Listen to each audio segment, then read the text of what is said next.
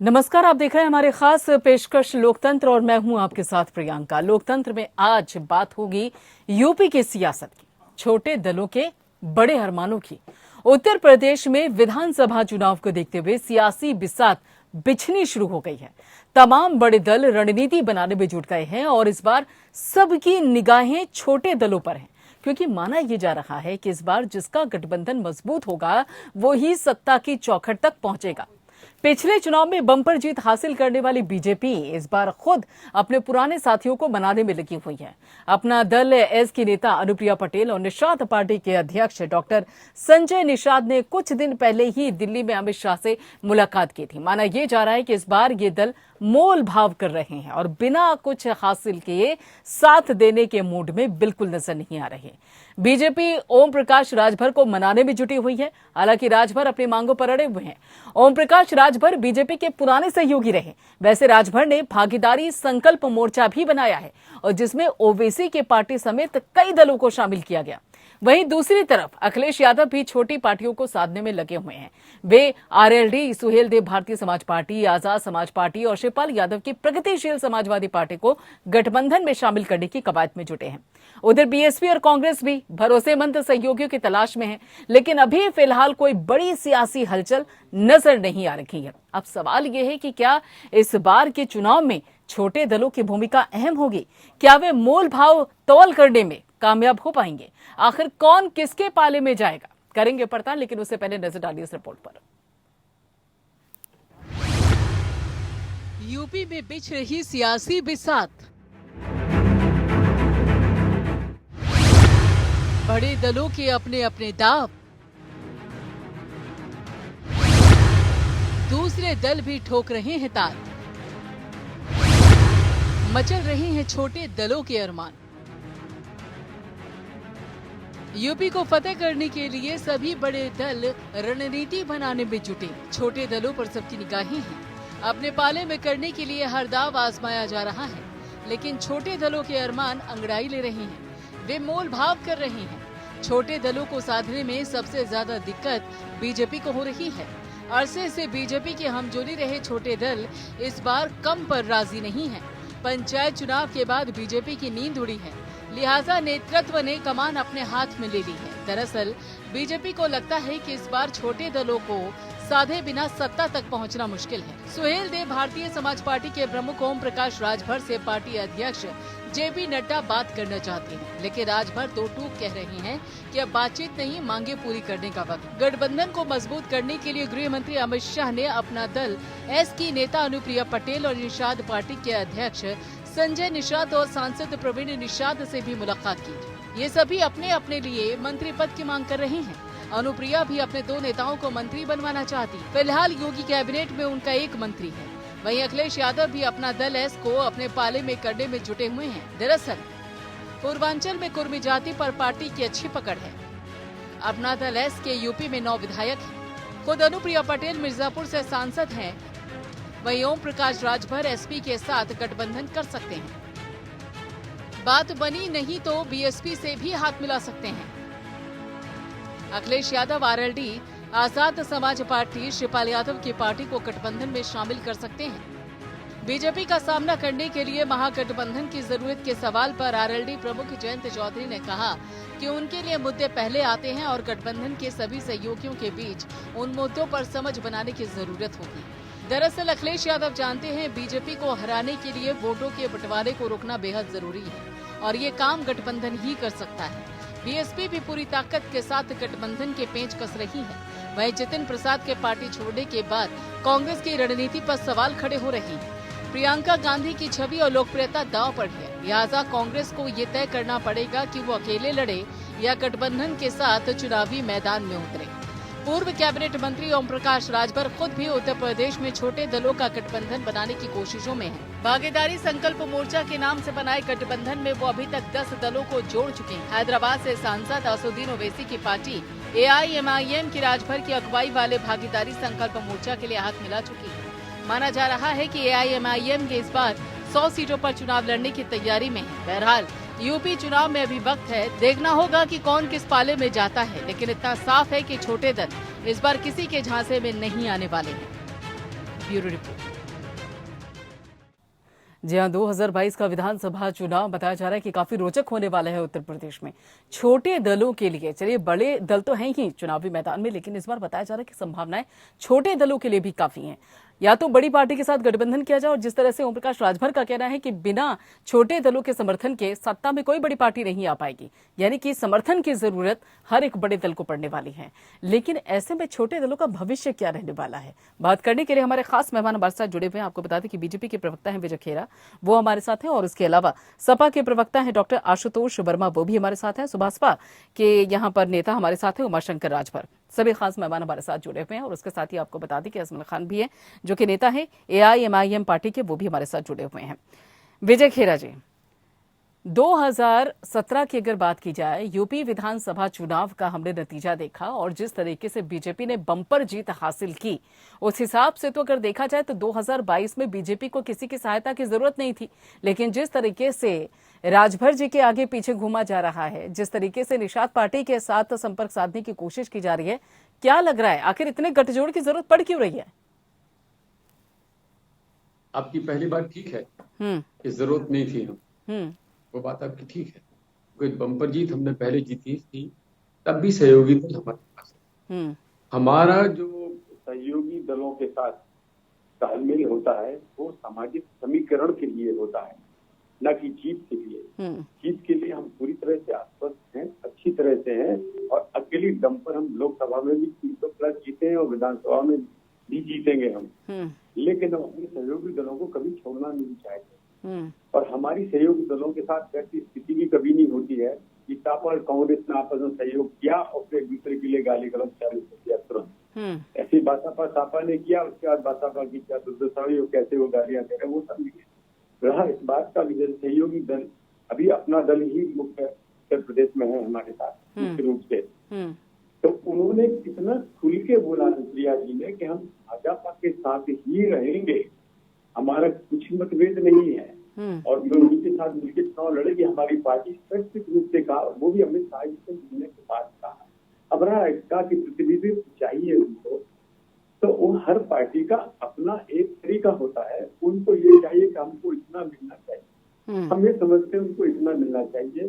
तो ये बातें तो सहयोगी दलों के साथ आपस में सदा चलती रहती हैं और चलती रहेगी। कभी भी अपना दल के लिए उनके आशीष पटेल को MLC सीट के लिए भारतीय जनता पार्टी ने ही किया था। भारतीय जनता पार्टी ने उनको अपना दल के लोगों को मंत्री भी बनाया है, ऐसा नहीं है। लेकिन अब सवाल ये कि उनके 9 विधायक हैं, अगर वो कुछ और चाहते हैं या आशीष पटेल को मंत्री चाहते हैं, तो वो किस तरह से उनको लाभप्रद होगा या नहीं होगा, इसके ऊपर निर्भर करेगा। और दूसरी बात सामाजिक समीकरण की है। एक बात बताइए विजय खेरा जी, आप अपना दल का तो जिक्र कर रहे हैं बार बार, अनुप्रिया पटेल का जिक्र कर रहे हैं, सुभाषपा के बारे में कुछ नहीं कहेंगे क्या? भाई 8 सीट तो दी थी ना आपने 2017 में, 4 जीत के भी लाए, लेकिन अब देखिए ना उनके तो बोली पूरी तरीके से बदल गए हैं। वो तो सीधे सीधे यहाँ पर बीजेपी सरकार को उत्तर प्रदेश में कटघरे में लाकर खड़ा कर रहे हैं, 10 में से 0 नंबर दे रहे हैं। वो हमारी सबसे बड़ा घटक वही है, दूसरा निषाद पार्टी है। निषाद पार्टी में उन्होंने भी कह दिया कि हम साथ ही रहेंगे। अब सवाल यह है कि निषाद पार्टी चाहते हैं कि अनुसूचित जाति में निषाद लोग शामिल हो जाएं। वो काम इतना आसान नहीं है, उसके ऊपर काफी अध्ययन करना पड़ता है, काफी उसके ऊपर कार्रवाइयां होती हैं। तो उस पर विचार है, विचार जारी रहेगा अगर हो सकेगा। मतलब मनाने की कोशिशें जारी रहेंगी, मनाने की कोशिशें जारी रहेंगी। उमाशंकर जी मानिएगा क्या? एक बात मैं स्पष्ट कर दूं कि जो भारतीय जनता पार्टी छोड़कर एक मिनट बस रुक जाइए, एक सेकंड। हाँ, आपने पासवान की पार्टी की दुर्दशा देख ली, उसने की दुर्दशा देख ली आपके पास। ठीक है उमाशंकर, ठीक है उमाशंकर जी, कोशिशें बहुत हो रही है आपको मनाने के लिए, मानिएगा क्या? मानने का सवाल है, हमारे भाजपा की जो है यह डूबती हुई नैया है, इनके नाम में छेद हो चुका है।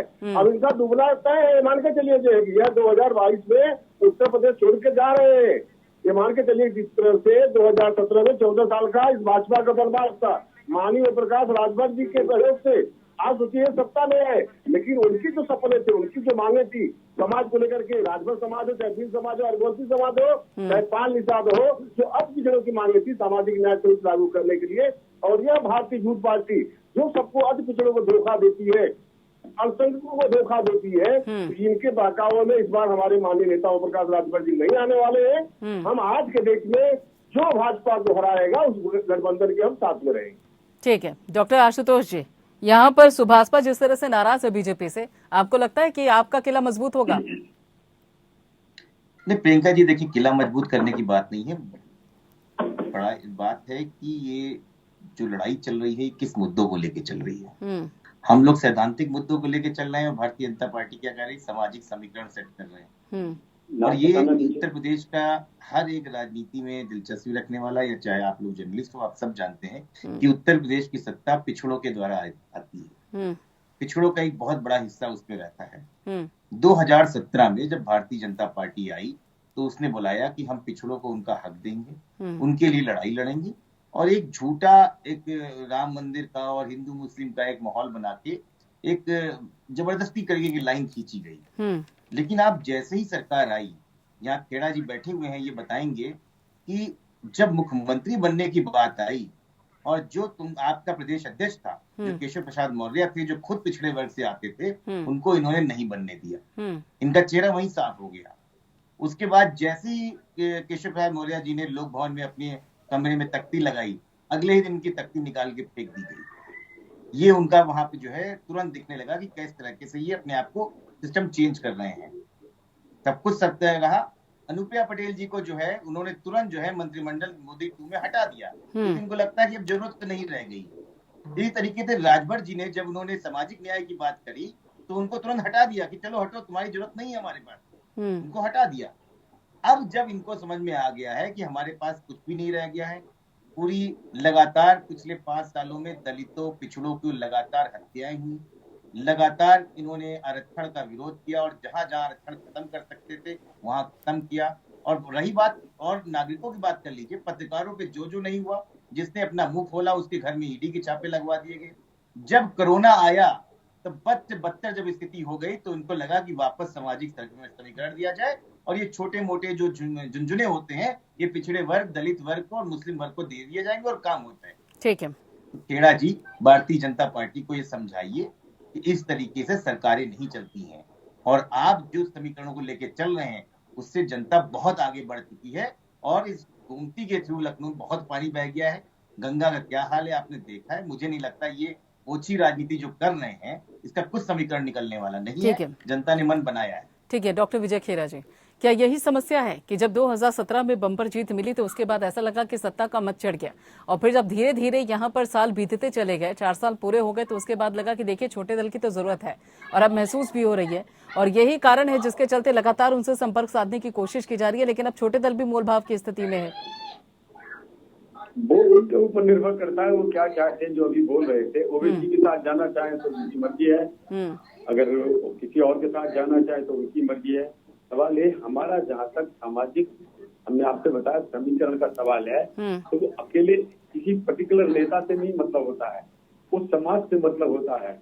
अगर उस समाज का दूसरा नेता है जो हमारे साथ रह सकता है, हम उसके साथ रहते तो राजभर जी को क्यों नहीं, राजभर जी को क्यों हटा दिया गया? कोई लेना देना नहीं है। अनुप्रिया जी को क्यों नहीं आपने मंत्रिमंडल में रखा? व्यक्ति है, एक मिनट, हमें उससे कोई लेना देना नहीं, कौन व्यक्ति है, हमें उस समाज से मतलब है, जिस समाज के साथ। मोदी जी की सरकार 2019 से बनी थी, अगर 19 से बड़ी थी, और कैबिनेट मंत्री आप 21 की 1 मिनट रुकिए आशुतोष जी, 1 मिनट रुक जाइए। गलत फहमी निकाल देना चाहिए किसी को भी नहीं, लेकिन यहाँ पे सवाल विजय जी सवाल, 1 मिनट रुकिए ना, लड़ रहे हैं, रुक जाइए, तो हम आपका साथ देंगे। ठीक है विजय खेरा जी, ठीक है विजय खेरा जी, लेकिन 2 सवाल तो उठते हैं, जैसा कि आशुतोष जी भी पूछ रहे हैं कि देखिए आपने कहा कि आप छोटे दलों को संभाल कर रखना चाहते हैं क्योंकि आपको लगता है कि भाई 2022 में इनकी जरूरत पड़ने वाली है, और वो दिखाई भी दे रहा है। लेकिन अगर इतना ही था तो फिर दूरंदेशी की कहाँ कमी पड़ गई? क्यों सुभाषपा अलग हो गई? क्यों अनुप्रिया पटेल भी लगातार नाराज चल रही है, उनसे भी संपर्क साधने की कोशिश हो रही है? निषाद भी आपके साथ जुड़े हुए थे, निषाद पार्टी भी आपके साथ जुड़ी हुई थी, लेकिन अब उनसे भी संपर्क साधने की कोशिश हो रही है। आपको नहीं लगता कि कहीं ना कहीं नेतृत्व में कमी हुई है जिसके चलते छोटे दल टूट गए हैं? नहीं, कोई कमी नहीं हुई है। फिर क्यों साथ छूट रहा है? फिर क्यों सुभाषपा अलग हो गई? वो हमारे हिस्से हैं, साधने का क्या सवाल है, साधेंगे ही। जो हमें छोड़ के भी गए, तब भी जो हमें छोड़ के गए हैं हम उनकी इज्जत आज भी करते हैं, लेकिन परवाह नहीं कि हमने इस बात की उनकी शर्तों पे चले। हम एक बात आज और स्पष्ट कर दें, हमने पंजाब में अकाली दल को छोड़ दिया अपने उसूलों के लिए, क्योंकि हमें किसानों का वो भी छोड़ के चली गई अकाली दल। माने गरीबों का भला करना था तो हम करके ही मानेंगे। कृषि बिल हमने नहीं झुके नहीं, हम छोड़ के हमें चले गए। सवाल ये जहाँ इसका सवाल आएगा, जहाँ उसूलों का सवाल आएगा, तो क्या आपके उसूलों के साथ नहीं थी सुभाषपा? क्या विचारधारा से बिल्कुल अलग थी? अगर थी तो फिर साथ में लिया क्यों? अगर इस तरह की शर्तें होंगी जो व्यक्तिगत रूप से होंगी और उनके समाज के हित का खाली नाम होगा, हाँ, तो आप क्या नहीं, आप कहना क्या चाह रहे हैं? सुभाषपा सिर्फ समाज के हित के बात करती है, मंशा नहीं है। हमारे पास अभी भी राजभर समाज के लोग हैं। नहीं तो अनिल राजभर को क्यों आपने बना दिया था? क्या सोच के बनाया था? जरा अनिल राजभर के बारे में प्रकाश डालिए। अभी आपने देखा होगा, हम उदाहरण दे रहे थे बिहार का पासवान साहब का, वो पकड़े हुए थे उनके बेटे, पकड़ा कि उन्होंने पार्टी का सत्यानाश कर दिया। अब तो सांसद के गुरु उनको छोड़ के जा रहे हैं। सवाल ये है कि जिद से काम नहीं होता है, काम होता है मिलजुल के। आज अनुप्रिया पटेल ने बिल्कुल साथ दिया हमारा, और अभी भी कह रही है वो, और हम उनकी परवाह करते हैं। हमने आपको बताया, हमने आशीष पटेल को MLC बनाया, हमें उनके लोगों को मंत्री बनाया है उत्तर प्रदेश में। रहा केंद्र का सवाल, तो केंद्र के सवाल में भी ये बात चल रही थी, तब भी चल रही थी, आज भी चल रही। 1.5 साल कोरोना में कट गया, इसमें कोई एक्सपेंशन हुआ नहीं। हो सकता है उनको ले, सिंधिया जी हमारे पास आए, इतने बड़े नेता। प्रियंका जी मुझे 1 मिनट रुक जाइए बस। नहीं हो पाई। ठीक है।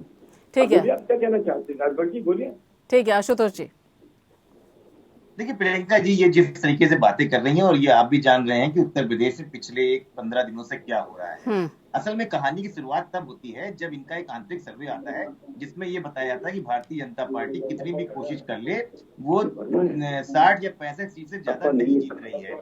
और उसके बाद एक तहलका मचता है भारतीय जनता पार्टी में, और उनको पता चला कि समाजवादी पार्टी 250 से ज्यादा सीटें जीत के बहुमत में आ रही है। अब ये लड़ाई लड़ने लगी केंद्र और उत्तर प्रदेश में। उसके बाद जब इनको समझ में आ गया, मेरी बात नहीं, उसके बाद जब समझ में आ गया कि हम ऐसे नहीं जीत सकते हैं, तो पता लगाने लगे गड़बड़ी कहाँ हो गई है। तो कोरोना की महामारी में तो आप सबको पता है उत्तर प्रदेश क्या था, पूरी देश और विश्व की मीडिया ने बताया।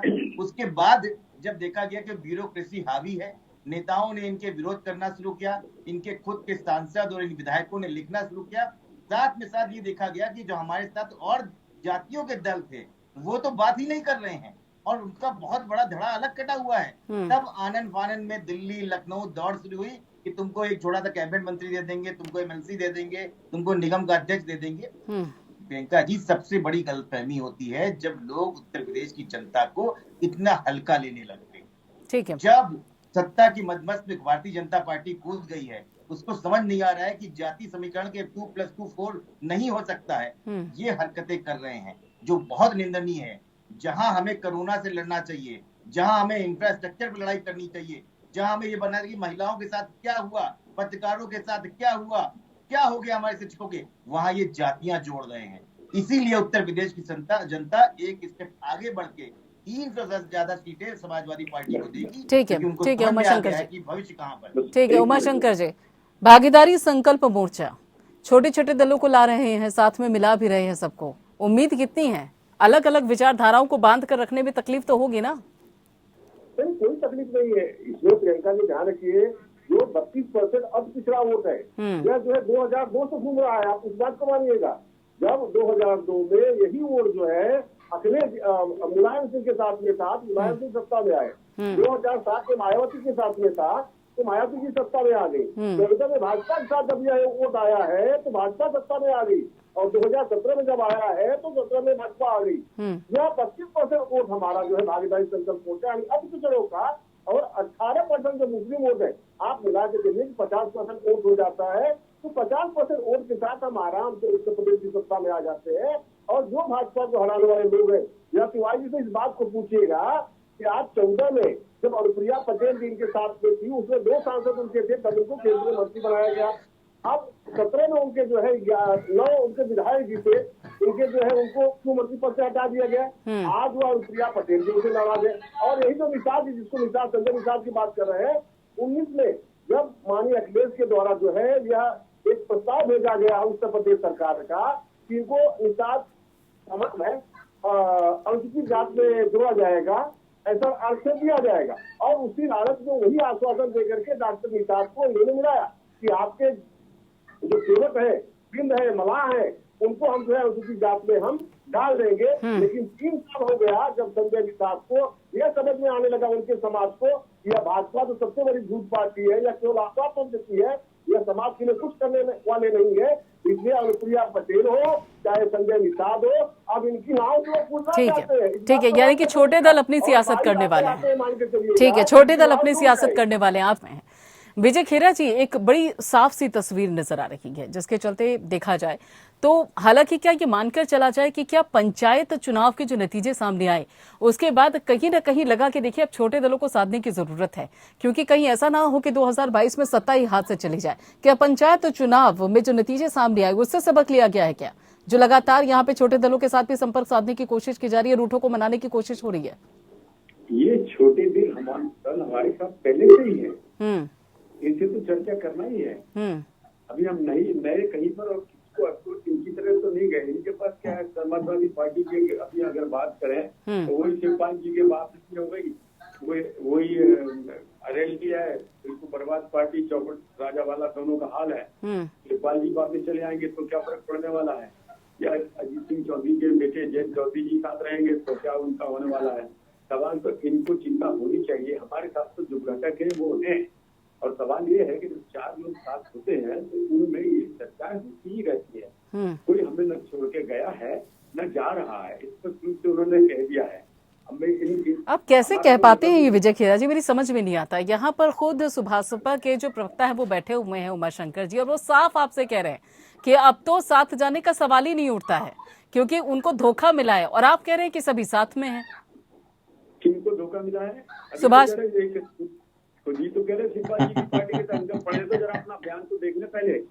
सपा के साथ ये जा सकते हैं, जयंत चौधरी के साथ तो जा ही रहे हैं। और तीसरी बात ये है, सपा कहीं जाए न जाए, इनके साथ कौन आएगा? कांग्रेस इनके साथ गई थी, मट्टी वो किसके साथ जा रहे हैं वो तो छोड़िए, पहले आपके साथ कौन आ रहा है इस पर भी तो विचार करने की जरूरत है ना। नहीं, सवाल जब सपा सामने बैठी है तब तुमने देखा नहीं था ना। हाँ। देख लिया। तो ये देखिए, आप बातापाते मिलके लड़े, बातापा नहीं तो ओम प्रकाश राजभर तो मिले थे मुलायम सिंह यादव से। मट्टी हो गई। ये तो वो विष है, सपा जो इनके साथ टच होकर चुनाव लड़ता है, बर्बाद होकर सड़क पे आ जाता है। अब देख लीजिएगा पूरा का पूरा इतिहास तो ये है इनका। तो डूबते हैं और सनम दूसरों को भी ले डूबते हैं। तो इनके साथ तो कोई जाने वाला नहीं होगा मैं समझता हूँ, और जो जाएगा वो डूब जाएंगे। हमारे साथ जो रहे कोई डूबे नहीं है, सब साथ में रहे हैं और साथ में रहते हैं। और एक छोटी बात है, अभी आप पंचायत चुनाव की बात कर रही थी, तो पंचायत चुनाव में जिस तरह से कहा जा रहा है उतना बुरा हमारा कुछ नहीं हुआ है। हमें अपेक्षा जो थी वो नहीं हुआ, लेकिन संतोषजनक सीटें हमें मिली है। 1300 इंडिपेंडेंट सीटें हैं। तो ये जब हमसे जरूर 100-150 सीटें ज्यादा सीटें हैं, 150 सीटें वो अलग चीज है, लेकिन हम तो 200 से 550 पे आए हैं। हम पर तो कुछ था ही नहीं कभी। तो हमने तो 250 सीटें जीती है ना। पंचायत में भी पहली बार इतिहास रचा है हमने तो हमें तो कोई नुकसान, मतलब आपको भागीदारी संकल्प मोर्चा से कोई खतरा नहीं है? पंचायत चुनाव में तो हम पहले से बहुत बेहतर नहीं, भागीदारी संकल्प मोर्चा से आपको कोई खतरा नहीं है, कोई मायने नहीं रखता आपके लिए मोर्चा? हमें सपा से कोई खतरा नहीं है। ये चाहे जहाँ चले जाए, चाहे जिसको मिला लें, जो बच्चे ओबीसी को मिला लेंगे तो अल्पसंख्यक मिला लेंगे, मिला लीजिएगा आप शिवपाल को मिला लेंगे तो आप ही के हाथ याद हो, यहाँ चले गए थे चले आएंगे। इससे भारतीय जनता पार्टी पे क्या असर होने वाला है?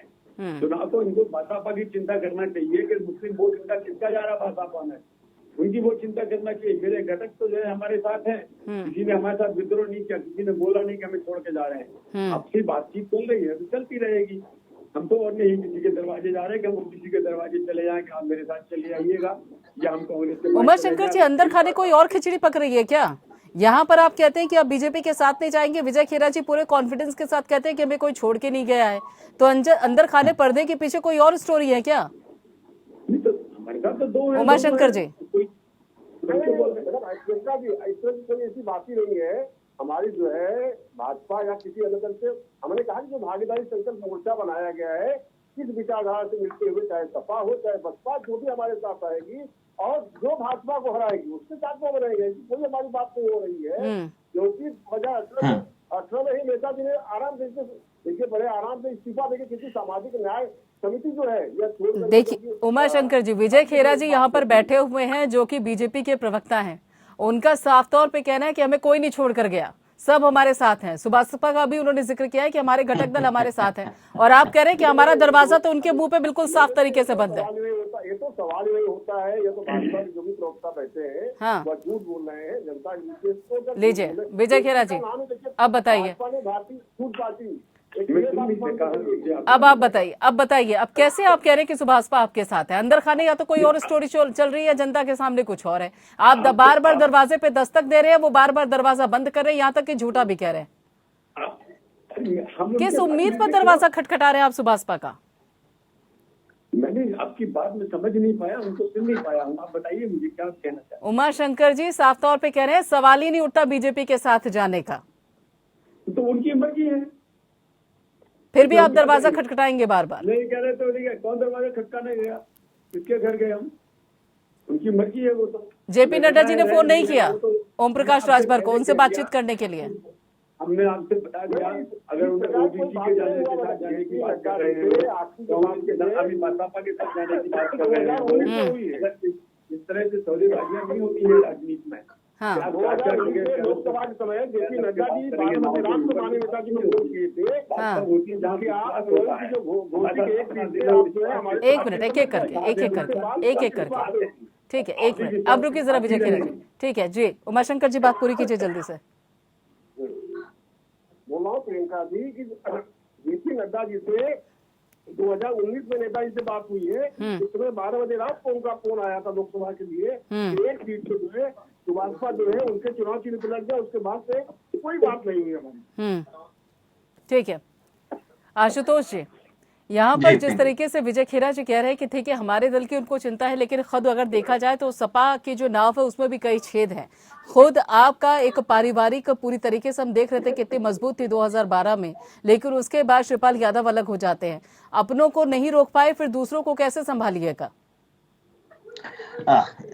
प्रियंका जी, पहले तो भारतीय जनता पार्टी के प्रवक्ता थोड़ा सा पढ़ के आया करें और देखा करें कि देश में राजनीति चल पा रही है और उनके बयान क्या हो रहे हैं। एक पार्टी का राष्ट्रीय अध्यक्ष अपना बयान भी देता है कि डूबती नैया है उसमें नहीं बैठेंगे, और वहां प्रवक्ता खुलेआम बोल रहा है कि मैं पार्टी जो भारतीय जनता पार्टी को हराएंगे, और जो कैबिनेट में मंत्री रहते हुए इस्तीफा दे देता है, उसके बाद भारतीय जनता पार्टी प्रवक्ता कहते हैं नहीं हमें छोड़ के नहीं किया। तो आप समझ सकते हैं कि ये कितना राजनीतिक चीजों को गहमा सीरियसली ले रहे हैं, इनको समझ में नहीं आ रहा है।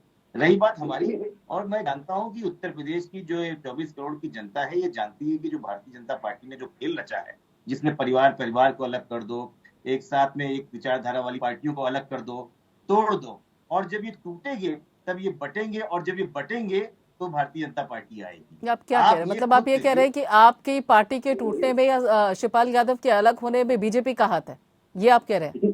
देखिए, भीतर खाने से कहीं ना कहीं कुछ ना कुछ तो होगा ही, ऐसा तो नहीं हो सकता है कि परिवार आपका टूटा ठीक रहा, आप दूसरों पे फोड़ रहे हैं। नहीं, देखिए परिवार टूटने की टाइमिंग में देखिए क्यों हो रही थी, हर चीज की टाइमिंग देखिए, भारतीय जनता पार्टी टाइमिंग से काम करती है। अगर इसको समाज के बारे में सोचना था, इनको अपने दलों के बारे में सोचना था। चलिए एक मिनट, आपकी बात को अगर मान भी लेते हैं नहीं, एक मिनट, आपकी बात को अगर मान भी लेते हैं आशुतोष जी कि चलिए ठीक है बीजेपी ने सेंधमारी की, लेकिन क्या आपके परिवार में एक दूसरे के लिए विश्वास कम था क्या, कि किसी तीसरे को मौका मिल गया एंट्री करने का? देखिए ऐसा है ना कि उत्तर प्रदेश में जो भी समाजवादी पार्टी की सरकार चली है उसने काम पे काम किया है, और जो भी कुछ ऊपर नीचे हुआ है, मैं मानता हूँ कि परिवार की जो परेशानी हुई उससे परेशानियां हुई हैं, वो फिर अब सॉर्ट आउट हो चुकी हैं। खुलेआम माननीय राष्ट्रीय अध्यक्ष अखिलेश यादव ने बोल दिया गया है कि हम जितनी भी छोटी पार्टी हैं जो समान विचारधारा है उनको साथ में लेंगे, और शिवपाल जी के बारे में भी उन्होंने बोला है कि हमको लेंगे, तो इसमें परेशानी तो कोई है ही नहीं, ये तो ओपन फोरम में है। इस तरीके से राजभर जी ने भी बोल दिया है। तो विलय के लिए नहीं कहा उन्होंने, गठबंधन की बात की है शिवपाल यादव ने, विलय को लेकर नहीं, गठबंधन की बात की है उन्होंने। नहीं तो विलय तो हम बोल नहीं रहे, हम तो गठबंधन की बात कर रहे हैं। हमने कब कह दिया विलय हो गया है? उनकी पार्टी है, उसके वो राष्ट्रीय अध्यक्ष है, उनकी कार्यकारिणी है, वो अपना काम करेंगे। हमारा तो कहना है आरएलडी से हमारा पहले से ही था, हमारी कई दलों से बात हो रही है, छोटे मोटे हमारे दल में हमने महान दल से बात कर ली है, हमने केशव देव मौर्य चौहान पार्टी वहां से बात कर रखी है, हमने सब छोटे दलों से बात कर रखी है। ठीक है, बातचीत चल रही है मतलब छोटे दलों के साथ, क्योंकि सपा को भी लगता है कि बिना छोटे दलों के नैया पार नहीं होने वाला है। ठीक है, आपने अगर देखा जाए तो आपका साफ तौर पे कह रहे हैं कि छोटे दलों के बिना नैया नहीं पार होने वाला। क्या किया इन्होंने? आरक्षण खत्म करने की कोई ऐसी कसर नहीं है जो नहीं छोड़ी। 69,000 शिक्षकों की भर्तियों में आरक्षण खा गए, इन्होंने तो हर जगह जहां पे हो सका, अभी बांदा में क्या हुआ आपने देखा, एक ही जाति के 15 में से 11 प्रोफेसर डाल दिए और ये बता रहे हैं कि कुछ हो ही नहीं रहा है। चलिए ठीक है। उत्तर प्रदेश में सामाजिक ताना बाना ऐसे खराब कर दिया गया है जिसमें लोग एक दूसरे से बात नहीं कर सकते हैं। अगर वो कहीं गलती से मुस्लिम हो गए तो उनको डर के मारे चल रहा करता है कि हम कहीं कुछ बोल दें तो ये बहुत बड़ा आरोप लगा रहे। डॉक्टर संजय निषाद जी, लगातार बताया जा रहा है कि बीजेपी भी आपके संपर्क में है, कोशिशें ये की जा रही है कि आपको भी खेमे में शामिल किया जाए और खास तौर पे बाकायदा एक जगह भी सुनिश्चित की जाएगी ताकि 2022 में साथ आ सके। क्या साथ आ रहे हैं आप? मैं तो साथ में हूँ, कहीं आ रहा हूँ। मैं तो 2019 से साथ में हूँ, आगे भी रहूंगा, क्योंकि सभी पार्टियों ने अगर निषादों का काम किया होता तो शायद निर्बल इंडियन सोशलिस्ट हमारा आम दल का गठन नहीं करना पड़ता। सभी लोगों की सरकारें रही हैं, कांग्रेस की रही, सपा की रही, बसपा की रही है, सभी लोगों ने इस समुदाय को छला है। तो मतलब पूरी तरीके से संतुष्ट हैं आप बीजेपी से? नहीं, संतुष्ट नहीं है। फिर भी साथ है। 70 साल से उन लोगों ने नहीं किया तो हम साथ में 37 महीने, अभी मैं 2 साल हुआ बीजेपी को, 70 साल हमने सबको दिया है और 2 साल बीजेपी के साथ हूँ। तो 70 साल और 2 साल में अंतर है ना। किसी को उसी में 2 साल, 1-1.5 साल से महामारी है, किसी को टाइम देना ही पड़ेगा ना। हम कहते बीजेपी टाइम मांगा, टाइम दे दिया, अब फिर महामारी से मुक्त हो जाए तो मैंने अपना कह दिया भाई जो कहो तो करो, नहीं करोगे तो हमारा समाज रुष्ट है। मैंने उनसे बता दिया कि भाई हमारा समाज जब कांग्रेस से गुस्से में आया तो कांग्रेस का बटन छूना बंद कर दिया। कांग्रेस कहाँ चली गई? सपा ने वादा किया था, छूना बंद कर दिया। बसपा ने भी वादा किया था, उसका बटन छूना बंद कर दिया। तो अगर गुस्से में आए देख लीजिए, जिला पंचायत में बटन छूना बंद कर दिया। तो इसे धमकी समझी जाए या चेतावनी समझी जाए डॉक्टर संजय निषाद? हमारे कहने का वाला हम धमकी क्या होता है? समाज ने निर्णय लिया था तो मैं समाजवादी पार्टी के साथ गया था। उन्होंने नहीं काम किया, मैंने समाज ने निर्णय, भारतीय जनता पार्टी के साथ है। भारतीय जनता पार्टी का केंद्र और राज्य में सरकार है, भारतीय सरकारें रही हैं, लेकिन इनके जो आरक्षण के मुद्दे लटकाते रहे हैं, जमीनें छीनती रही हैं। वर्ग 3 की जमीनें सदियों से इनके नाम था, बहुजन समाज पार्टी आई, वर्ग 3 की जमीन छीन लिया इनके, बाकी ने इनका जमीन पट्टा कर दिया, फिर उसको 10 गुना बढ़ा दिया। नाव देखो बालू पर लूट पट गई, सारे इनके रोजी रोटी छीनते रहे। तो जिसने छीना उसको देख लीजिए क्या बता। अगर भारतीय जनता पार्टी भी इसी तरीके से करेगी तो समाज है ना, समाज तो गुस्से में आता है ना। मैंने उनसे कहा कि अगर निषाद पार्टी को साथ लाए, 2019 में हमने सरकार बनाई, निषाद पार्टी को अगर हमको सरकार में शामिल किए होते, शासन प्रशासन में शामिल किए होते तो शायद ये दशा नहीं होती भारतीय जनता पार्टी। तो मजबूरी में मैं एक मिनट निषाद साहब, एक समय संजय जी एक बात बताइए, मजबूरी में क्या है बीजेपी के साथ कि सबको आजमा लिया है, अब यहीं पे है बीजेपी के साथ में है, लेकिन सुनवाई कोई हो नहीं रही है, ना पद मिल रहा है, ना ही ओहदा मिल रहा है, ना ही जगह मिल रही है, फिर भी उनके साथ है। ऐसी क्या मजबूरी है? भारतीय जनता पार्टी, निषाद पार्टी अपना काम कर रही है। 2017 में चुनाव लड़ी, 2018 में गठबंधन से गोरखपुर में चुनाव लड़ा। जब वो काम नहीं हुआ, कुछ लोगों ने ऐसे सलाहकार दे जो सही सलाह नहीं दिए समाजवादी पार्टी को, हमें भारतीय जनता पार्टी के साथ आना पड़ा।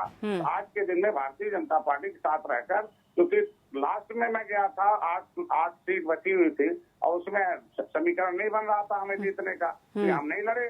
और फिर 2000 आया जो चुनाव, आप देखो जिला पंचायत में लड़ गया, चुनाव सीटों पर लड़ा, अच्छी खासी 250 सीटों पर हमारी पार्टी का विजय है। कई जिले में हम भारतीय जनता पार्टी अच्छे हैं, जैसे आप तो सुल्तानपुर देख लीजिए, हमसे कम सीटें पाई है भारतीय जनता पार्टी। तो हम तो अपना काम कर रहे हैं ना, निषाद पार्टी अपना काम कर रही है, कोई पार्टी तो अभी और कितना वक्त देंगे आप? देखिए 2 साल तो आपने खुद ही कहा कि 2 साल से ज्यादा का वक्त दे दिया, तो अभी और वक्त देने के मूड में है? 2022 के बाद भी समय देंगे क्या? नहीं, हम तो अपना बूथ गठन कर रहे हैं। मैंने पहले सभी से मैंने भारतीय जनता पार्टी से कह दिया है, और जो भी उनके सलाहकारों से, कि हम बूथ गठन कर रहे हैं। 160 सीटें निषाद बाहुल के आसपास है, जिसमें से 70 सीटें ऐसी हैं जो 70,000 से ऊपर हमारे वोट हैं। हम बूथ गठन कर रहे हैं, जितना बूथ हमारा गठन हो जाएगा उतना हम नहीं छोड़ेंगे। बाकी जो है, अब जितना बूथ गठन होगा उतना हम लड़ेंगे। पिछले 2017 में हम जो है 60 सीटें लड़े थे और 60 सीटें मेरा एक विधायक है, अब अच्छी खासी कई सीटों में रह रहा हूँ। अगर मैं किसी के बिना सहयोग से एक विधायक जिता सकता हूँ तो 2019 में भी 2022 में भी हमारी तैयारी चल रही है। जिसको हमारी सहयोग की जरूरत होगा वो हमारी वो सीटों पर हमें छोड़ेगा और अपनी सीटें देगा। और मतलब मोल भाव आप चुनाव के बाद करेंगे, उससे पहले नहीं? नहीं, हम कहते हैं, अभी हमने कह दिया कि हमें सम्मानजनक हमारी सीटें मिलनी चाहिए, हमारे कार्यकर्ता, हमारी पार्टी को, भारतीय जनता पार्टी ने जो वादा किया था उसे 2 पूरा साल में करें। सम्मान अब मिला है समय क्या आ आपको बीजेपी में, संजय जी? निश्चित भाई, मैं कहता हूँ उस समय कोरोना आ गया, नहीं हो पाया, महामारी में हम क्या कर सकते हैं। किसी अगर कोई राष्ट्रीय पार्टी कहती डॉक्टर आपने 70 साल दूसरे को समय दिया, हमें थोड़ा समय दे दो, उसके बाद कोरोना आ गया। कोरोना अभी खत्म होते ही मैंने कहा भाई आप अपने वादे को पूरा करो। अगर वो अपना वादा नहीं पूरा करते हैं तो हमारी पार्टी, हमारा समाज जो निर्णय लेगा। ठीक है जी। आशुतोष जी।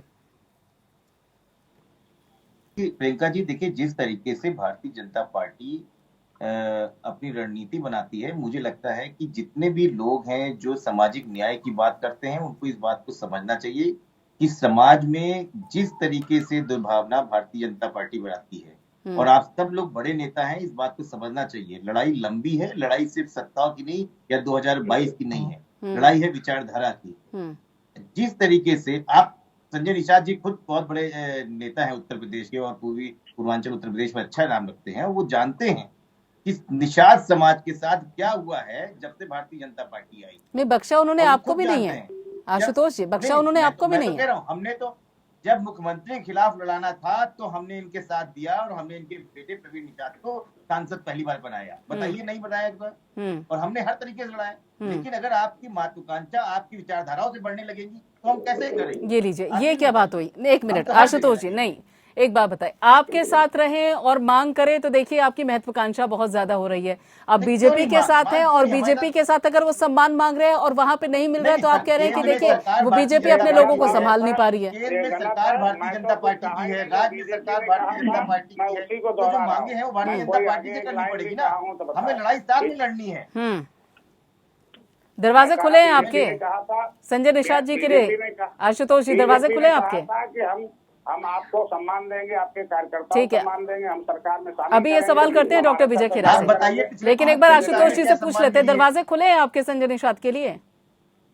हमारे पास सबके दरवाजे खुले हैं। जो भी छोटी पार्टियां हैं, जो राष्ट्रीय पार्टियां नहीं है, जो भी छोटी पार्टियां हैं, माननीय अखिलेश यादव ने कहा है कि सम्मान हम लड़ाई लड़ेंगे और साथ में लड़के लड़ेंगे। ठीक है डॉक्टर विजय खेरा जी, ठीक है डॉक्टर विजय खेरा जी, आपने पूरी बात सुनी होगी डॉक्टर संजय निषाद की। बीजेपी सम्मान हम उनसे मांग रहे हैं, सम्मान नहीं दे पा रही है, ओहदा पद सभी को लेकर कितनी भड़ास है वो आपने सुन ली होगी। ऐसे में ऐसा उनके भाषा को लेकर ऐसा लग रहा है जैसे एक चेतावनी या फिर धमकी है। ऐसे कैसे आप संभाल पाइएगा फिर निषाद पार्टी को? इनकी बात का जवाब देने से पहले, निषाद जी की बात का जवाब देने से पहले मुझे सापा की दूसरी बातों का जवाब देना आवश्यक है। क्योंकि सबसे पहले इन्होंने कहा था कि हमारे कैबिनेट मिनिस्टर हमको छोड़ के चले गए। हाँ। पहले ये स्पष्ट कर देना चाहिए, उनको मालूम हो जाना चाहिए कि हम चाहते तो उन्हें रोक सकते थे, कोई समस्या नहीं थी हमको। हाँ। लेकिन सवाल वो इसलिए इस्तीफा देके गई, कितनी बिल विड्रॉ करवाना चाहती थी, जो हम नहीं करेंगे, कभी नहीं करेंगे, जो मर्जी कर लेना, सरकार रहे सत्ता में न रहे, हम नहीं करेंगे, क्योंकि वो गरीबों के भारी हित में है और हम उसे छोड़ नहीं सकते। आप चाहे मुस्कुराओ, चाहे हंसो, चाहे रो, उससे हमें कोई फर्क नहीं पड़ता, क्योंकि हम नहीं करेंगे उसको। वापस सुन लीजिए आप, क्योंकि उन्होंने पिछड़ों की आवाज उठा दी थी, तो आप कैसे करेंगे? उन्होंने सामाजिक न्याय की बात कर दी थी, तो बात पूरी हो जाने दीजिए, मुझे उमाशंकर जी के भी पास जाना है। एक मिनट, ठीक है जी विजय जी, बात पूरी कीजिए जल्दी से। दूसरी बात, आपने कहा हम परिवार तोड़ते हैं, तो वैसे तो मैडम ने जवाब दे ही दिया था आपको कि आपने शिवपाल जी को तोड़ा तो तोड़ा, उन्होंने अपने पिताजी को भी तोड़ा, पिताजी की मर्जी के। झूठ बोल रहे हैं। ठीक है, अब जल्दी से संजय निषाद जी की बात पर आ जाइए। एक मिनट आशुतोष जी, नहीं रुकिए, ठीक है, इनको कुछ पता ही नहीं है ना। ठीक है, संजय निषाद जी की बात पर आ जाइए विजय खेरा जी। परिवार हम तोड़ते हैं तो सुनो पहले, हमारे यहाँ भारतीय जनता पार्टी के यहाँ परिवार जोड़ दिया, ऐसे कुछ समझ में नहीं आता। एक मिनट आशुतोष जी, रुकिए ना। बोलना आप। ठीक है विजय खेरा जी, डॉक्टर संजय निषाद जी के सवाल पर आ जाइए। कुछ नहीं है, आपकी दुकान खाली है, दरवाजा खोले रहो, आता कौन है? ठीक है, एक मिनट, खाली अकेले आप बैठे हो वहाँ पर लगा के साइकिल। नहीं देखिए, अब मैंने डॉक्टर संजय निषाद को लेकर सवाल पूछा था विजय जी, अब उसका भी जवाब दे दीजिए जल्दी से। उमाशंकर जी, एक बाकी छोटे दलों का जो साथ है वो तो समझ में आता है, लेकिन AIMIM को भी आपने साथ में ले रखा है। आपको नहीं लगता कि कहीं न कहीं देखा जाए तो विचारधारा को लेकर जो संकल्प है भागीदारी संकल्प मोर्चा का, उसमें लोग थोड़ा सा उनके लिए असमंजस की स्थिति बन सकती है? नहीं, असमंजस का सवाल ही नहीं है मैडम। प्रियंका जी, बात को मानिए, क्या मुसलमान इस देश के नागरिक नहीं है? बिल्कुल है। उनकी आबादी उत्तर प्रदेश में 18% है, और 18% है तो क्या वो अपने राजनीतिक करियर के लिए वो आगे नहीं आ सकते? अपने हक अधिकार के लिए अपनी मांग नहीं कर सकते? और उसी हक अधिकार के लिए माननीय ओवैसी जी के साथ में जो भागीदारी संकल्प मोर्चा में आए हुए हैं, तो हमारी वो बात कर ले कि उनको भी जो इस देश के नागरिक है, उनको भी देश का जो हक अधिकार मिलना चाहिए। उनको जितनी यहाँ पर उनकी भागीदारी है उतनी हिस्सेदारी समाज में मिलनी चाहिए। तो उसी हिस्सेदारी को लेकर के माननीय ओवैसी जी आगे आए हैं और भागीदारी संकल्प मोर्चा के साथ है, और हम लोग साथ में लड़ेंगे। जो इस बात को मान के चलिए कि हमारी विचारधारा के साथ में जो भी जुड़ेगा और जो भाजपा को हराएगा उसके साथ हम रहेंगे। ठीक है, यानी कि प्रियंका जी, दूसरी डॉक्टर साहब के बारे में बात बता दूं कि मैं जो डॉक्टर साहब बहुत अच्छे पटवार है, इस बात को ध्यान रखिएगा। और डॉक्टर साहब लास्ट 2022 तक ये ध्यान रखिए, क्योंकि उनको जिस मुद्दे को वह भाजपा के साथ गए हैं, माननीय अखिलेश यादव जी ने 17 में जब 17 उत्तर प्रदेश की 17 जातियों को अनुसूचित जाति में जोड़ने की बात कही थी ओबीसी से निकाल करके, उसी आश्वासन पे वह उसमें जिंदा है। और लास्ट मोमेंट ध्यान रखिएगा, जब 22 में एकदम नाव जो एकदम करीब आएगा, जब तक डूबते डूबते बचेगी, तब डॉक्टर साहब वहां से कूद करके आएंगे। इस बात को मानिएगा, क्योंकि उनको आश्वासन मिला है कि लहजा आपका बड़ा समाजवादी पार्टी के फेवर में है। कोई फेवर का सवाल ही नहीं मैडम। जिस मुद्दे पर डॉक्टर साहब गए हैं, क्योंकि सामाजिक न्याय जो समिति है, हम भी मार रहे हैं, क्योंकि हम भी उसमें हैं। डॉक्टर साहब इस बात को मार रहे हैं कि 17 जातियां, चाहे भर हो, चाहे बिंद हो, चाहे केवट हो, चाहे मलाह हो, चाहे कश्यप हो, ये सबको अखिलेश यादव जी ने तो विधानसभा से पास करके केंद्र के लिए भेजा है। उसी आश्वासन पर यह जो है 19 में साथ में गए, और भाजपा आज इनको आश्वासन दे रही है कि 22 से पहले आपका हम वह कर देंगे। इसी विश्वास के साथ हो, ध्यान रखेंगे। बहुत अच्छे पटवार है डॉक्टर साहब, और लास्ट मोमेंट में 22 में जाते जाते पक्का है कि उस नाव से कूदेंगे। ठीक है doctor Sanjay Nishad ji, last ball पे छक्का मारने का इरादा है क्या, जैसे कि कह रहे हैं उमाशंकर जी? हेलो जी, आवाज मिल रही है आपको डॉक्टर संजय निषाद? हाँ, मैं तो यही कहूँगा, भारतीय जनता पार्टी केंद्र और राज्य में सरकार है। जो काम भारतीय जनता पार्टी ने कर दिया 70 साल से किसी ने नहीं किया था।